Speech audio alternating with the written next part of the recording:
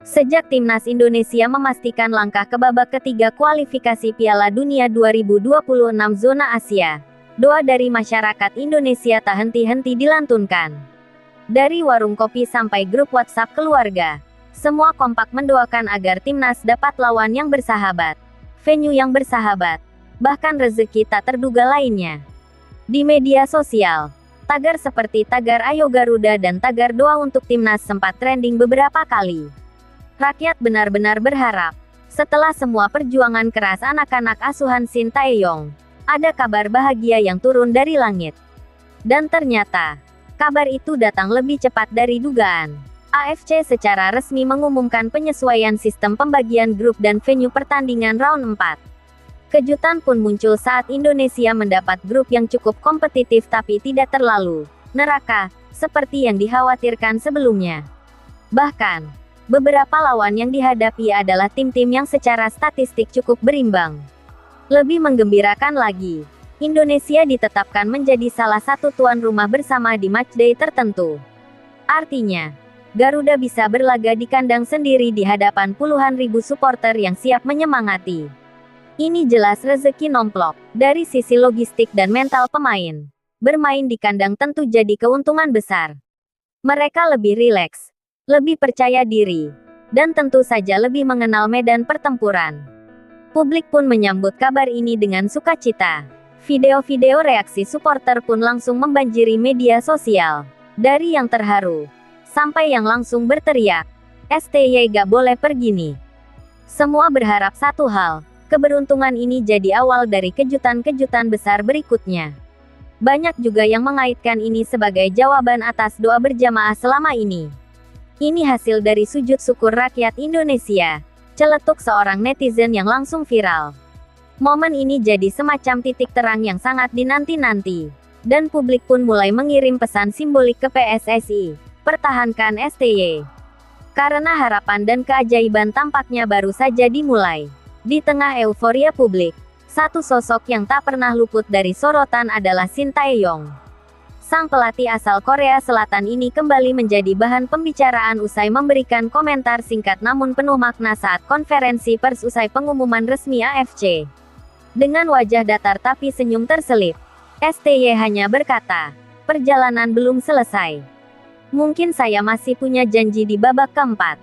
Kalimat itu langsung jadi bola panas yang digulirkan media, supporter, hingga akun gosip sepak bola.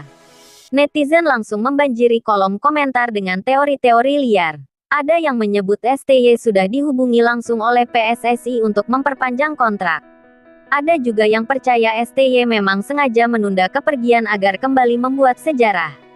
Yang menarik, dalam sesi foto usai konferensi, STY terlihat memakai pin kecil bendera Indonesia di jasnya. Detail kecil ini jadi bahan spekulasi besar. Banyak yang menafsirkan itu sebagai bentuk kecintaan STY pada Indonesia. Bahkan media Korea Selatan ikut menyoroti pernyataan STY tersebut. Mereka menyebut, Shin mungkin masih ingin menutup bab timnas Indonesia dengan prestasi yang lebih besar. Para penggemar di Indonesia pun jadi semakin berharap. Beberapa mantan pemain timnas pun angkat bicara. Mereka mengaku, selama dilatih STY, mereka merasa punya semangat tempur yang beda. Aura STY memang dikenal mampu membakar mental bertarung. Meski belum ada pengumuman resmi soal kontraknya, PSSI disebut sedang mempertimbangkan proposal besar untuk mempertahankan STY. Apalagi, dengan hasil draw yang lumayan dan peluang lolos yang terbuka, STY jadi aset berharga. Sejumlah fans bahkan menggalang tagar baru, tagar Stay with Steve. Tagar ini sempat trending dan jadi bukti kalau STY masih punya tempat istimewa di hati publik sepak bola tanah air. Perjalanan timnas memang tidak mudah. Babak kedua kualifikasi sempat penuh drama, baik di dalam maupun luar lapangan. Namun hasil akhir yang manis membuat semua lelah itu terbayar lunas. Beberapa pemain sempat mengalami tekanan mental berat, tapi sekarang, mereka seperti disuntik semangat baru. Apalagi dengan hasil undian yang tidak membuat frustasi, serta kemungkinan bermain di kandang sendiri. Jadwal pertandingan pun dinilai cukup bersahabat, tidak terlalu mepet, dan memungkinkan para pemain untuk recovery dengan maksimal. Ini dianggap berkah lain yang patut disyukuri. Dalam sebuah sesi latihan terbuka, suasana skuad timnas terlihat lebih santai dan ceria. Bahkan Marcelino sempat berkata, "Kali ini kayaknya jalannya dibukain Tuhan. Tinggal kita kerja keras." Beberapa pengamat juga memuji kesiapan timnas secara teknis dan taktis. Mereka menyebut STY telah membentuk pondasi yang kuat. Tinggal dilanjutkan dengan strategi yang lebih fleksibel di babak selanjutnya. PSSI pun mulai aktif menyuarakan dukungan penuh. Mereka berjanji akan memenuhi semua kebutuhan tim demi mewujudkan mimpi ke Piala Dunia. Ini yang membuat publik makin optimis. Media nasional dan internasional mulai melirik Indonesia sebagai tim kuda hitam yang bisa mencuri panggung. Ini jadi pencapaian tersendiri mengingat betapa panjang perjalanan Garuda menuju titik ini. Dengan semua kabar baik ini, atmosfer optimisme kembali membuncah. Dan sepertinya, doa publik belum sepenuhnya selesai. Mereka masih ingin satu hal, melihat timnas tembus Piala Dunia 2026. Saat bendera merah putih berkibar di layar hasil undian AFC, banyak yang percaya ini bukan sekadar kebetulan, tapi tanda bahwa perjuangan panjang akan menuju hasil nyata. Mimpi tampil di Piala Dunia kini bukan lagi omong kosong belaka. Indonesia berada di jalur yang benar. Dukungan publik yang masif, pemain-pemain muda yang berbakat, dan atmosfer positif di tubuh PSSI jadi fondasi yang tak ternilai harganya. Jika STY benar-benar kembali untuk babak keempat, maka ini akan menjadi reunian besar yang bisa mengguncang Asia. Karena chemistry antara STY dan timnas sudah terbentuk sejak lama, dan kini tinggal dipoles jadi prestasi nyata. Banyak supporter bahkan siap keliling Asia demi mendukung langsung di stadion. Ini jadi bukti bahwa rasa cinta rakyat pada sepak bola Indonesia sangat luar biasa. Dan mereka rela berkorban demi melihat Garuda terbang tinggi. Beberapa klub Liga 1 pun menyatakan siap melepas pemain-pemainnya untuk timnas tanpa hambatan. Ini kolaborasi yang jarang terjadi sebelumnya. Tapi sekarang semuanya bersatu demi satu tujuan. Para legenda sepak bola pun mulai muncul di media, memberikan dukungan moral dan motivasi untuk para pemain muda. Semua merasa, inilah momentum emas yang tak boleh disia-siakan. Malam-malam doa rakyat Indonesia kini berganti dengan teriakan semangat. Anak-anak kecil mulai menggambar Garuda di dinding sekolah mereka. Dan para orang tua mulai percaya, mungkin anak mereka akan melihat Indonesia di Piala Dunia dalam waktu dekat. Dan seperti yang pernah dikatakan STY di awal jabatannya, Indonesia punya potensi. Tinggal butuh waktu.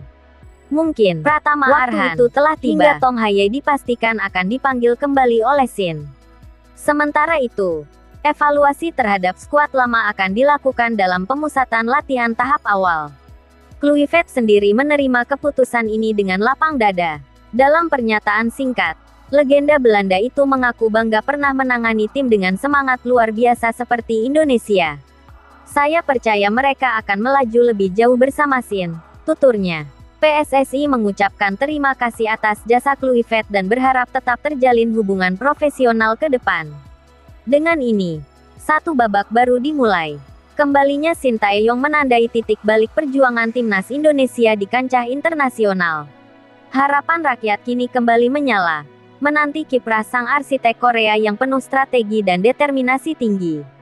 Pemanggilan pemain untuk training camp TC tahap pertama resmi diumumkan. Shin Tae-yong langsung tancap gas dengan memanggil 30 pemain yang akan berlatih intensif di Stadion Gelora Bung Karno, Jakarta. Dalam daftar tersebut, terlihat keseimbangan antara pemain senior dan muda, dengan beberapa wajah baru yang mencuri perhatian. Nama Marcelino Ferdinand kembali masuk skuad utama bersama Sandy Walsh dan Elkan Bagot.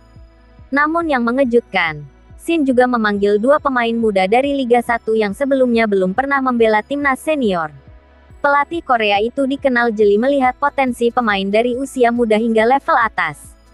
PSSI memberikan dukungan penuh terhadap fasilitas latihan, nutrisi, hingga psikolog tim untuk mendukung performa para pemain.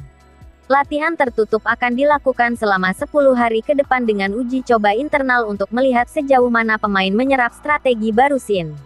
Dalam sesi latihan pertama, terlihat suasana akrab dan penuh antusias. Shin Tae-yong bahkan terlihat ikut bermain dalam sesi mini game untuk membakar semangat para pemain. Disiplin dan determinasi. Itu yang saya tekankan, katanya usai latihan. Sistem latihan kali ini lebih ketat, dengan pembagian waktu dan rotasi formasi yang berbeda dari sebelumnya. Shin menyampaikan bahwa di babak round 4 ini, lawan-lawan yang dihadapi jauh lebih berat dan memerlukan adaptasi cepat. Ia menargetkan minimal 7 poin dari 3 laga awal sebagai start ideal. Erick Thohir menyampaikan, persiapan ini adalah bentuk keseriusan Indonesia untuk tidak hanya menjadi peserta, tetapi pesaing kuat di kualifikasi. Dengan Shin, kita bicara tentang target, bukan hanya mimpi, tegasnya. Media pun ramai meliput jalannya TC dengan harapan besar. Sejumlah tokoh publik, mantan pemain hingga komentator turut mengomentari persiapan ini. Mereka menilai Shin memiliki peluang besar untuk membawa Indonesia ke level berikutnya, terlebih dengan pemain yang semakin matang. Shin tahu siapa yang dia latih, ujar Yeyen Tumena. Dukungan dari masyarakat juga mengalir deras. Sejumlah supporter bahkan menggelar aksi dukungan di depan hotel tempat pemain menginap dengan spanduk bertuliskan, "Bersama Shin menuju Piala Dunia." Semangat Garuda benar-benar mulai membara kembali. Latihan intensif hari kelima di GBK langsung dipenuhi kejutan. Shin Tae-yong mulai menguji formasi baru 3-4-3 yang selama ini belum pernah digunakan di laga resmi timnas. Dalam simulasi tertutup, 3 bek utama diturunkan bersama 2 wingback yang bermain sangat ofensif. Hal ini disebut sebagai strategi transisi cepat menyerang, yang disiapkan khusus untuk lawan-lawan kuat Asia. Beberapa pemain yang sebelumnya jarang tampil kini mendapatkan tempat penting dalam skema ini. Nathan Chuaon bahkan dipasang sebagai gelandang bertahan. Sebuah eksperimen yang menarik perhatian banyak pengamat. Dia ingin lini tengah kita lebih dinamis dan agresif, ungkap asisten pelatih. Uji coba internal dilakukan 2 kali dalam sehari. Tim dibagi menjadi merah dan putih. Dalam uji pertama, tim putih yang dipimpin Marcelino menang tipis 1-0 lewat gol spektakuler jarak jauh. Shin tampak puas namun tetap menuntut intensitas lebih tinggi. Lawan kita nanti tak akan memberi ruang sedikit pun, ujarnya dengan nada serius. Shin juga menekankan pentingnya komunikasi antar pemain. Ia meminta Marcelino dan Ricky Kambuaya tampil sebagai pemimpin lapangan. Tidak cukup hanya skill, kalian harus bicara dan mengatur, katanya saat briefing malam. Beberapa pemain terlihat mencatat strategi baru dalam buku kecil yang dibagikan oleh pelatih.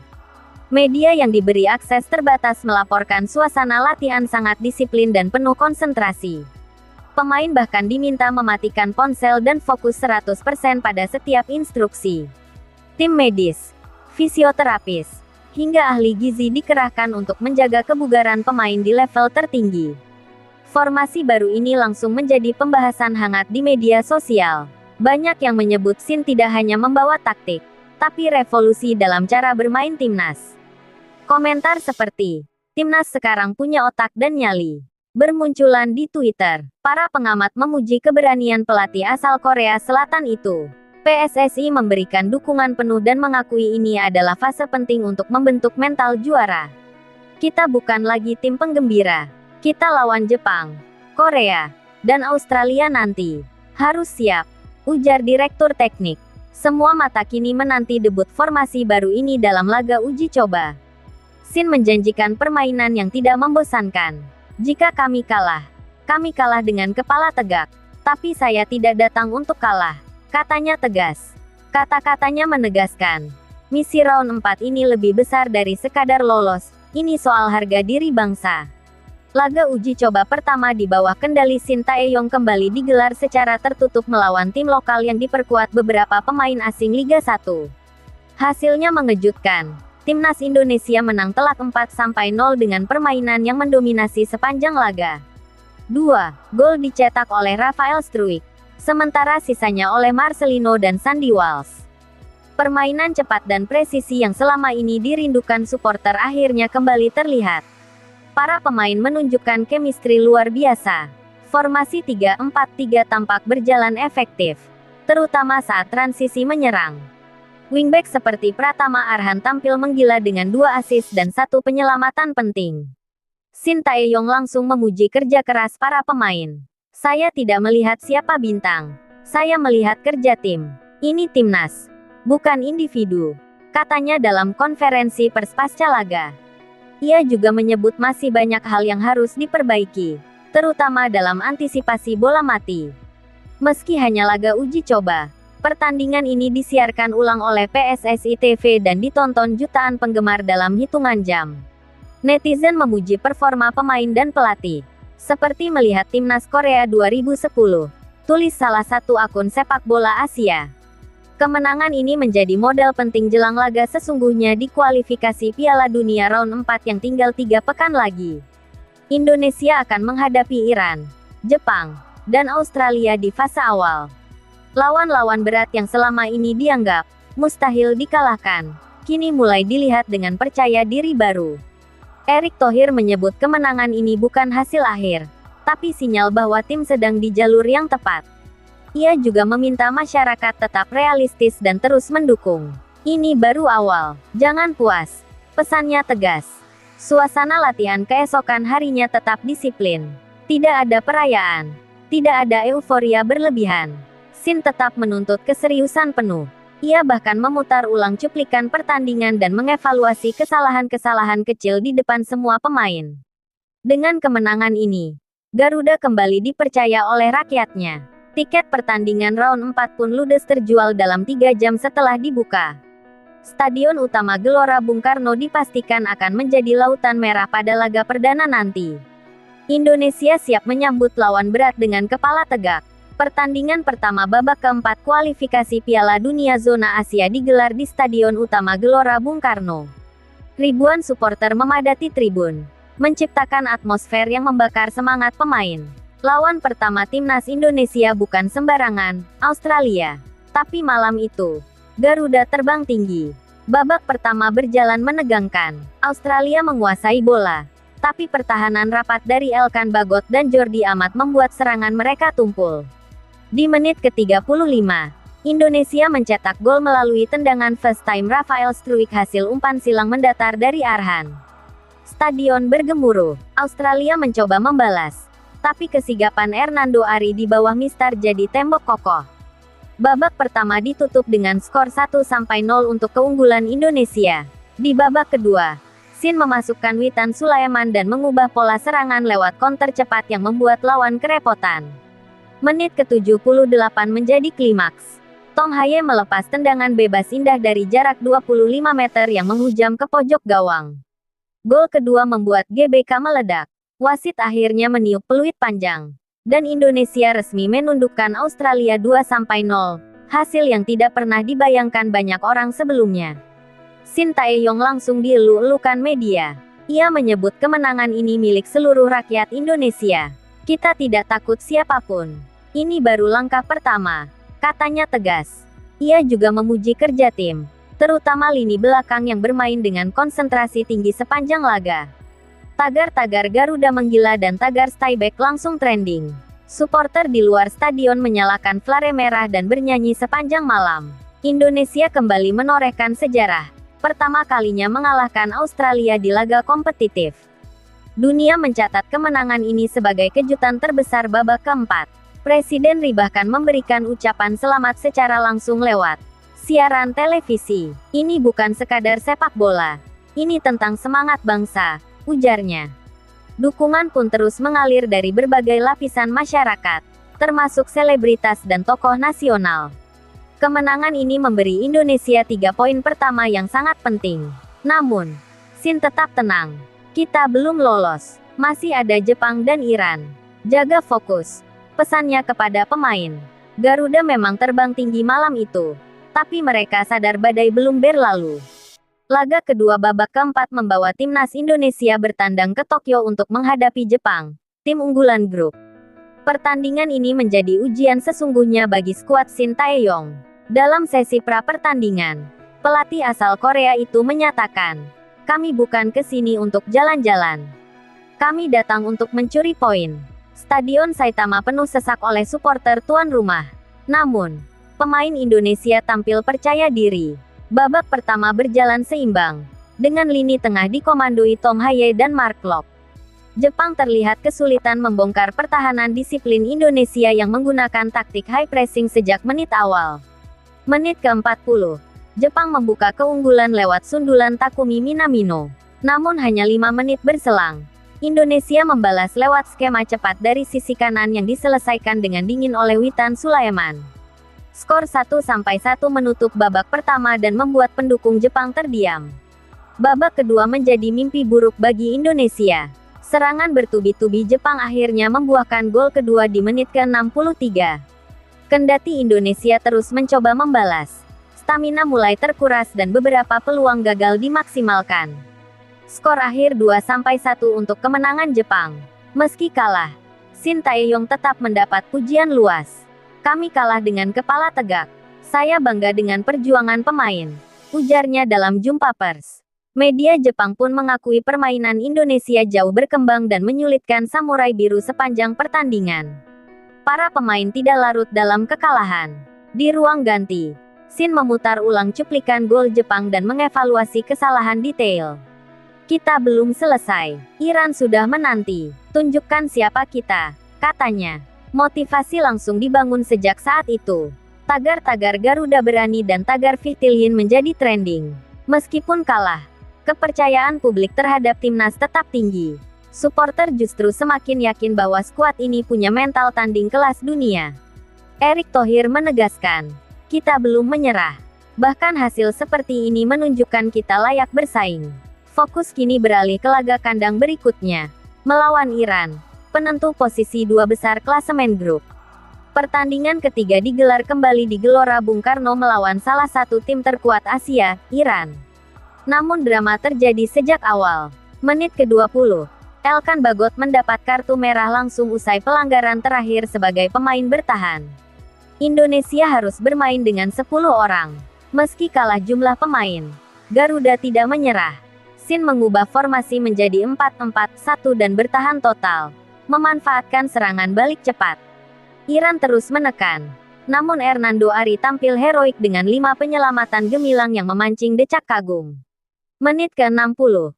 Indonesia justru mengejutkan. Serangan balik cepat dari Egy Maulana diselesaikan dengan gol cantik oleh Rafael Struijk. GBK meledak meski tim dalam tekanan. Namun sayangnya, Iran berhasil menyamakan kedudukan di menit ke-78 melalui sepakan penalti. Shin Tae-yong terlihat emosional di pinggir lapangan. Ia berteriak, memberi instruksi keras, dan terus membakar semangat pemain. Peluit panjang berbunyi, skor akhir 1-1. Namun atmosfer di stadion bak kemenangan. Tim dengan 10 pemain menahan raksasa Asia. Erick Thohir turun langsung ke lapangan dan memeluk para pemain satu persatu. Ini bukan hasil imbang, ini kemenangan mental, katanya. Shin Tae-yong pun menyebut laga ini sebagai momen terberatnya sejak kembali melatih timnas. Media internasional memberi pujian luar biasa pada ketahanan Indonesia. Spirit Garuda, 10 men, 1 heart, tulis ESPN Asia.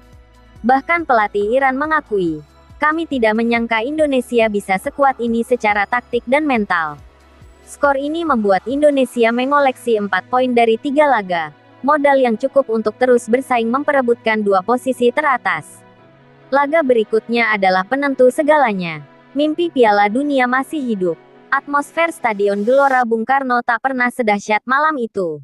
Laga keempat Indonesia di round 4 menjadi penentu nasib. Kalah berarti mimpi Piala Dunia harus ditunda. Lawan yang dihadapi bukan sembarangan. Jepang kembali datang. Kali ini bertandang ke Jakarta. Tapi kali ini, timnas tampil dengan tekad berbeda.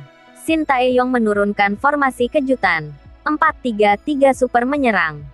Kita tidak bermain untuk seri. Kita bermain untuk menang, ujarnya dalam sesi pra-pertandingan. Stadion penuh sesak. Genderang perang dibunyikan. Garuda siap terbang tinggi atau jatuh terhormat. Pertandingan berjalan intens sejak menit pertama. Tom Haye dan Ricky Kambuaya menguasai lini tengah. Sementara Arhan dan Sandy Walsh terus naik turun tanpa lelah. Menit ke-28. Serangan dari sisi kiri ditutup dengan sontekan keras Rafael Struijk. Gol pertama Indonesia. GBK meledak. Jepang tak tinggal diam. Mereka membalas lewat serangan balik dan berhasil menyamakan kedudukan di menit ke-41. Babak pertama ditutup dengan skor 1-1. Di ruang ganti, Shin menyemangati para pemain. 45 menit lagi. Lakukan untuk 270 juta rakyat. Babak kedua dimulai dengan tempo lebih cepat. Indonesia nyaris kebobolan beberapa kali. Tapi Hernando tampil luar biasa. Menit ke-67. Witan Sulaiman melewati dua bek Jepang dan melepaskan tendangan roket dari luar kotak penalti. Gol. Indonesia unggul 2-1. Sin tidak merayakan. Ia justru menyuruh pemain untuk tetap fokus. Menit-menit akhir berjalan lambat dan mencekam. Suporter menahan napas. Staf pelatih berdiri sepanjang waktu.